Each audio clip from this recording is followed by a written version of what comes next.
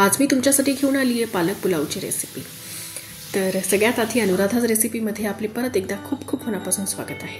तर पालक पुलाव बनवण्यासाठी इथे मी बासमती राईस यूज केलेला आहे। इथे 1 वाटी बासमती राईस मी घेतला आहे आणि तो 10 ते 15 मिनिटांसाठी आपण भिजत ठेवणार आहोत। आणि पुलाव बनवण्यासाठी सगळ्यात मेन इन्ग्रेडियंट आहे ते म्हणजे पालक।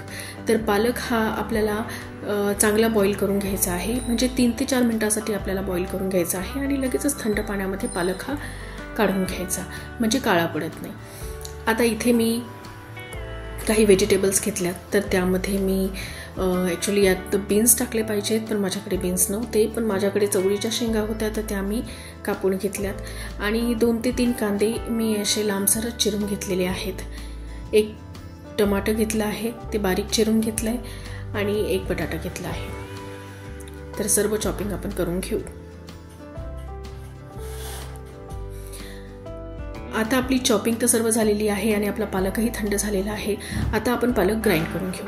तर इथे पालक ग्राइंड करताना मी 3 ते 4 हिरव्या मिरच्या घातल्यात, काही थोडासा लसूण घातलाय आणि थोडीशी अद्रक घालून आपल्याला ह्याची फाईन अशी पेस्ट करून घ्यायची आहे।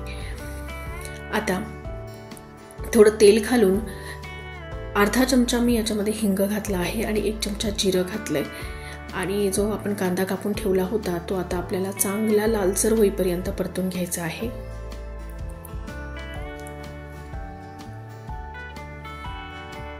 आणि आपण ज्या शेंगा कापून ठेवल्या होत्या त्या सुद्धा ह्याच्यामध्ये घालून घेऊ। अगदी झटपट अशी होणारी ही रेसिपी आहे, 10 ते 15 मिनिटांमध्ये तयार होते। आता इथे टोमॅटो आणि बटाटा सुद्धा मी टाकून घेतले।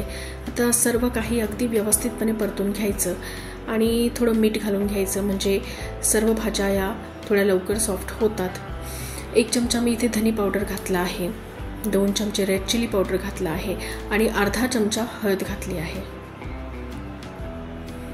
आणि जी पालकची पेस्ट आपण करून ठेवली होती ती आपण यामध्ये घालणार आहोत। आता याला चांगलं परतून घ्यायचं 2 ते 3 मिनिटांसाठी, जोपर्यंत याला चांगलं असं तेल सुटत नाही।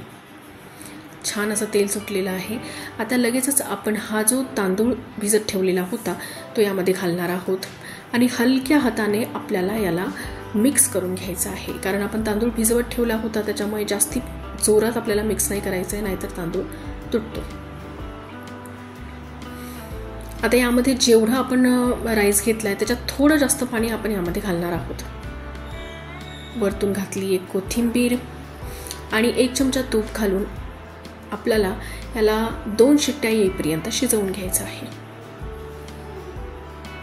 जर तुम्हाला माझ्या रेसिपी आवडत असतील तर प्लीज चॅनलला सबस्क्राईब नक्की करा आणि शेजारचे बेल आयकन देखील प्रेस करा, ज्यामुळे नवीन व्हिडिओज तुम्ही पाहू शकाल, त्यांचे नोटिफिकेशन तुम्हाला येईल।